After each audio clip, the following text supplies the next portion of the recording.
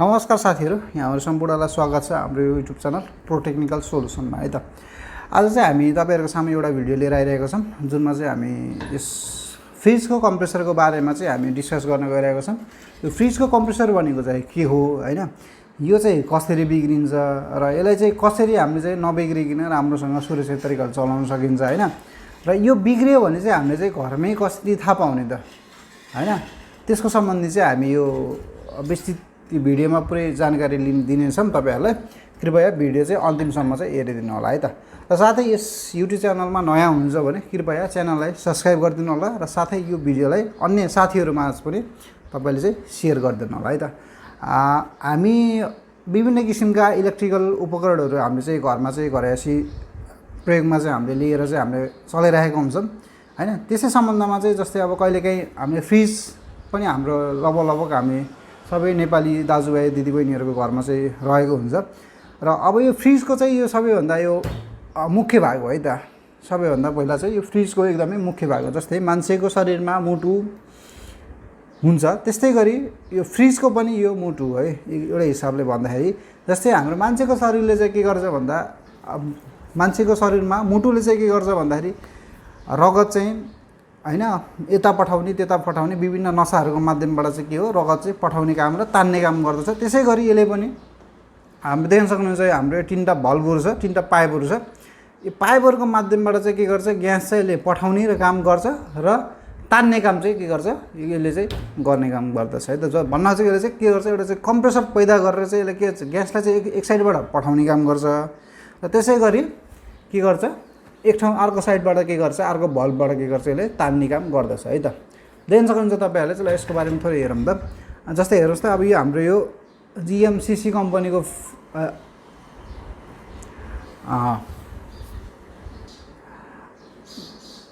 जुन चाहिँ यो हाम्रो कम्पनी जीएमसीसी कम्पनीको छ, यसको चाहिँ सिरियल नम्बर चाहिँ हाम्रो SE40E1K-9 छ है त। त्यस्तै गरी हाम्रो हेर्न सक्नुहुन्छ यहाँ हाम्रो यो के छ, यो थर्मली प्रोटेक्टेड भनेर चाहिँ हाम्रो लेखेको छ। तलपट्टि के छ, हाम्रो R134A भनेर लेखेको छ है त।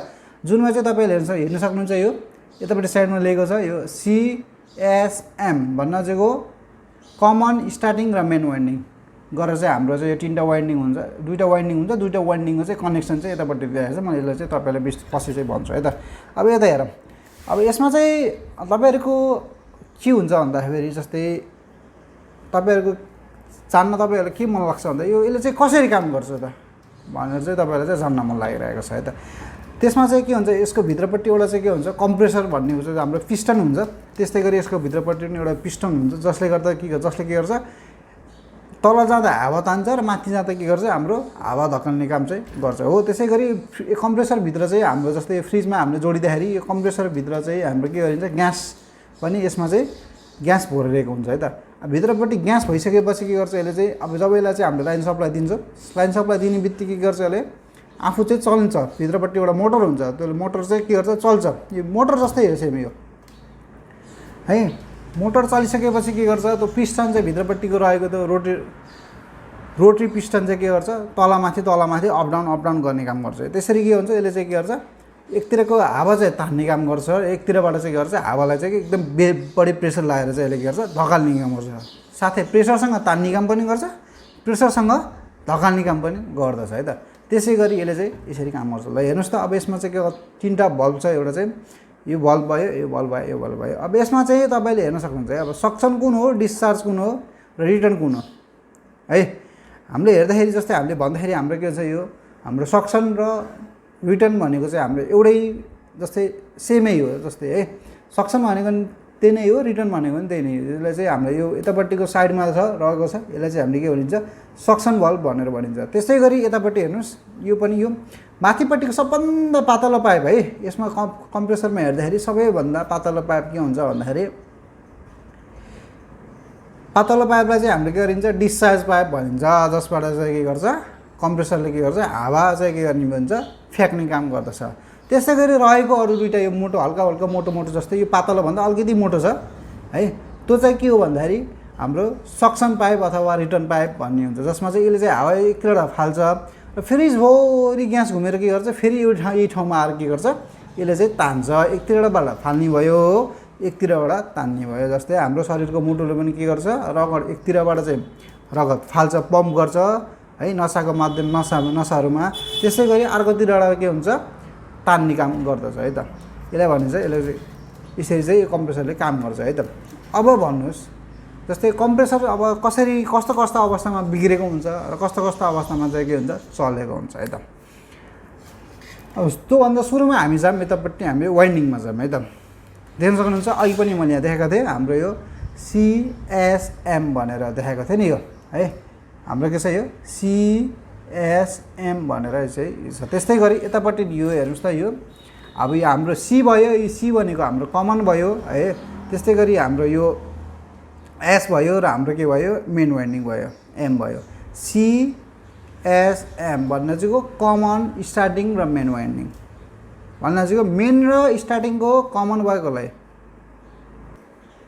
ल हेर्नुहोस् त यहाँ जस्तै अब यो हाम्रो एउटा वाइन्डिङको सिम्बल चाहिँ यस्तो हुन्छ है त वाइन्डिङको सिम्बल चाहिँ हाम्रो यसरी यसरी यसरी यसरी भएको हुन्छ त वाइन्डिङ सिम्बल त्यस्तै गरी हाम्रो यसमा के हुन्छ एउटा चाहिँ मेन वाइन्डिङ हुन्छ है त्यस्तै गरी एउटा चाहिँ हामीले स्टार्टिङ वाइन्डिङ भनिन्छ अथवा कोही कोही साथीहरूले यसलाई चाहिँ हामीले रनिङ वाइन्डिङ पनि भनिन्छ स्टार्टिङलाई चाहिँ हामीले स्टार्टिङै भनिन्छ है त त्यस्तै गरी अब हेरौँ त जस्तै अब यो दुईटालाई चाहिँ यसरी यो दुईटाको पोइन्टबाट जोडेर एउटा वाइन्डिङ यतापट्टि एउटा टर्मिनल निकालेकोलाई हामीलाई के भनिन्छ यसलाई चाहिँ C भनेर भनिन्छ जुन चाहिँ के हो हाम्रो कमन हो त्यस्तै गरी हाम्रो जुन फर्स्टको मेन वाइन्डिङ छ त्यसलाई चाहिँ हामीले मेन भनिन्छ यसलाई चाहिँ हामीले के भनिन्छ S भनिन्छ देख्नुभयो हाम्रो यो CMS भनेको जस्तै हेर्नुहोस् त यो हाम्रो यो C छ यो हाम्रो है यो हाम्रो C छ हाम्रो यो मेन वाइन्डिङको टर्मिनल छ एउटा चाहिँ हाम्रो के हो S वाइन्डिङ हो हाम्रो यो हेर्नुहोस् त हाम्रो हेर्नुहोस् त यो एउटा चाहिँ के हो यो के हो एउटा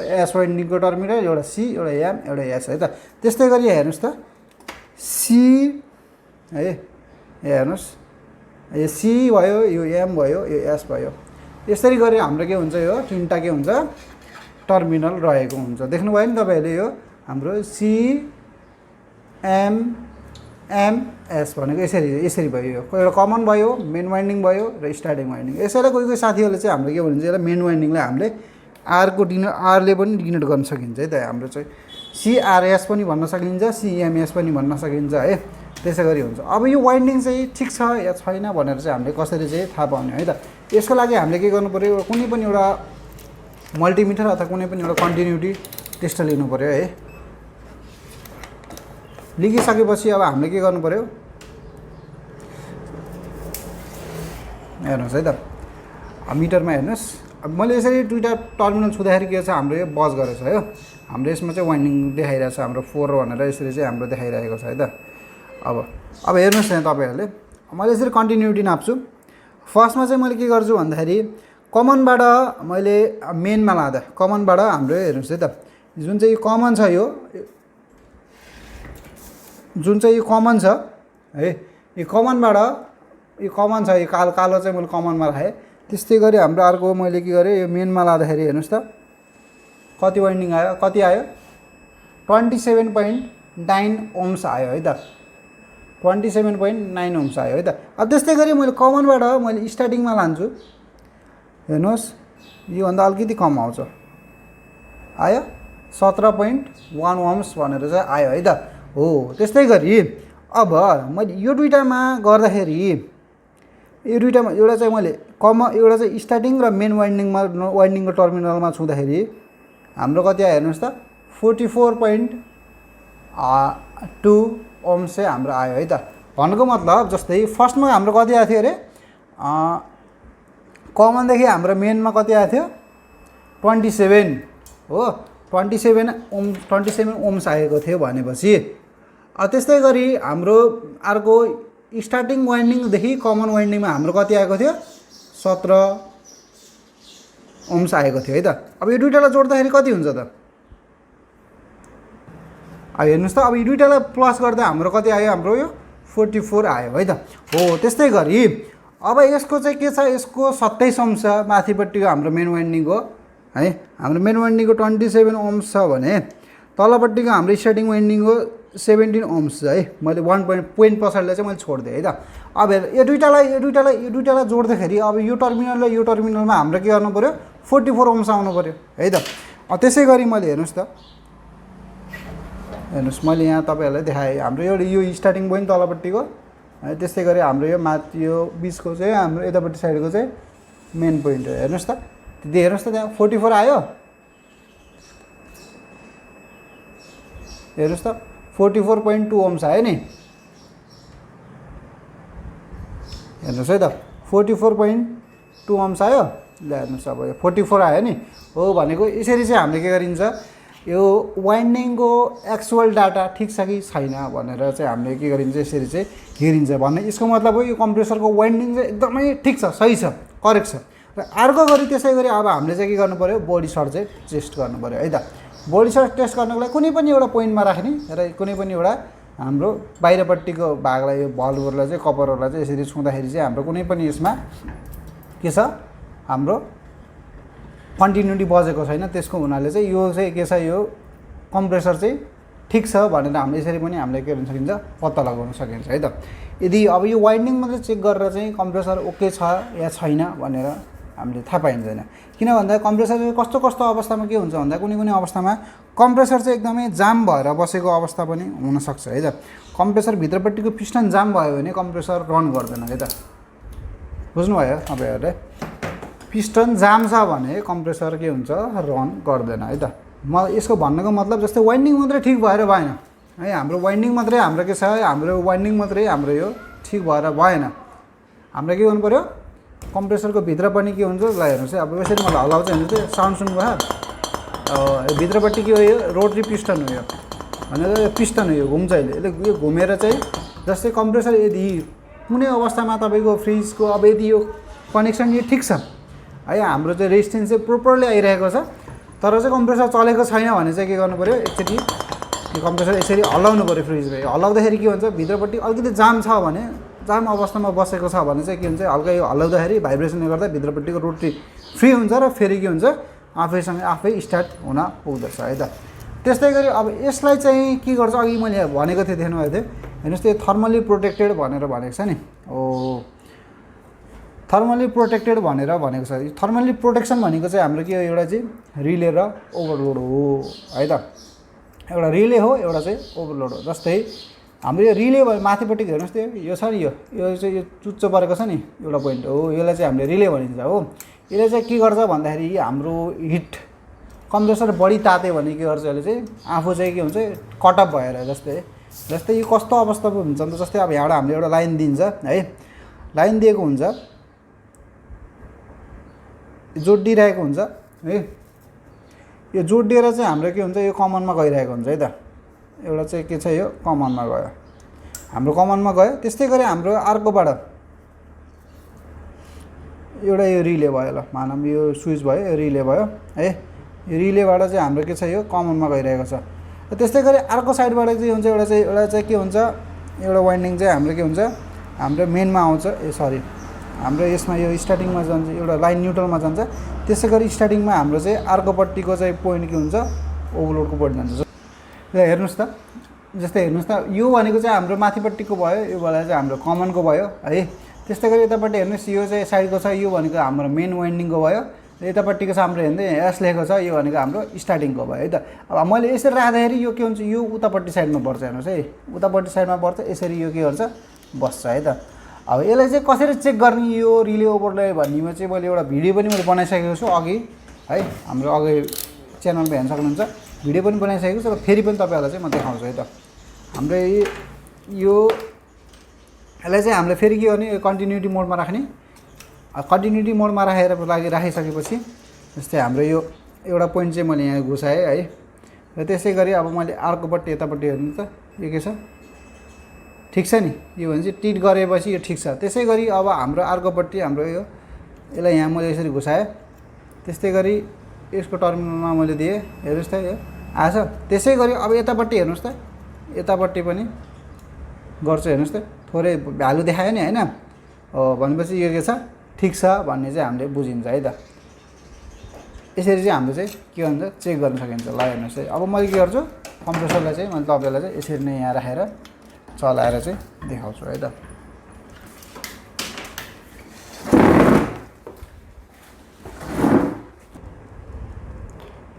मैले चाहिँ यसलाई चाहिँ के हो लाइन सप्लाई दिनु लाग्यो है त। एउटा यो पोइन्ट दिएँ मैले, त्यस्तै गरी हाम्रो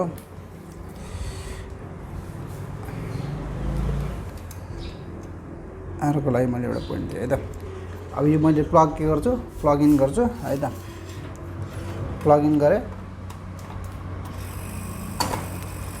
हेर्नुहोस् तपाईँले हेर्नुहोस् त, आवाज सुन्नुभयो नि होइन? हेर्नुहोस्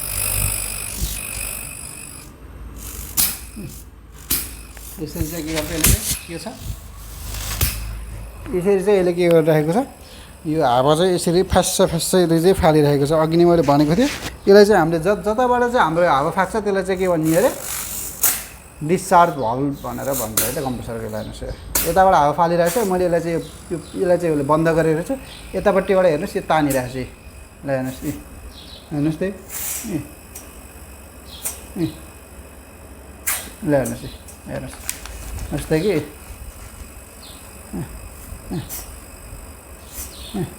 यसरी चाहिँ के गर्छ, यसले तानिरहेको छ है।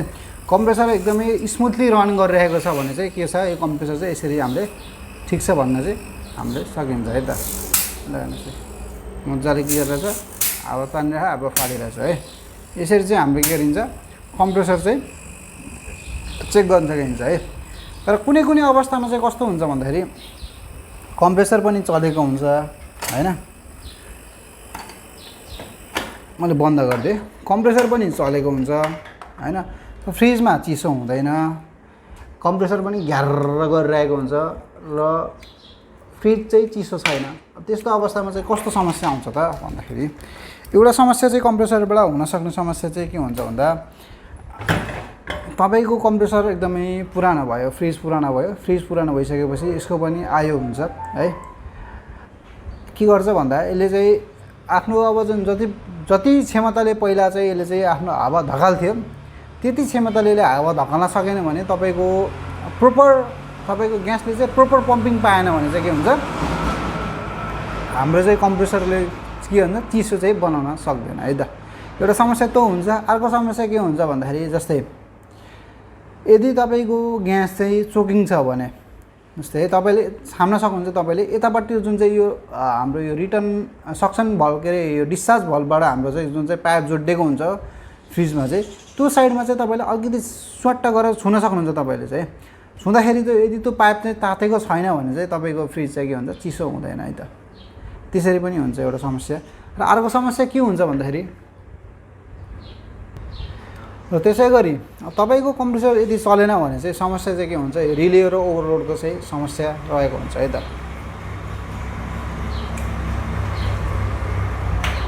आजको लागि हामी यति नै गर्छौँ र आइन्दा आउने दिनहरूमा पनि मैले यस्तै विभिन्न सिपमूलक र ज्ञानमूलक भिडियोहरू लिएर आउने नै छु। अहिलेको लागि बिदा दिनु होला। हस् त, धन्यवाद। कृपया च्यानललाई चाहिँ नयाँ हुनुहुन्छ भने फेरि पनि म सम्झाउँदै गएँ, सब्सक्राइब गरिदिनु होला। साथै साइडमा रहेको बेल आइकनलाई के गरिदिनु होला, क्लिक गरेर विभिन्न अब मैले यस्तै विभिन्न टाइममा मैले भिडियोहरू लिएर आउने नै छु। त्यसको लागि तपाईँहरू चाहिँ नोटिफिकेसन आइरहेको हुन्छ, तपाईँलाई जानकारी हुन्छ। त्यो भएर हाम्रो साइडमा रहेको बेल आइकनलाई चाहिँ थिचिदिनु होला। हस् त, धन्यवाद। जय नेपाल।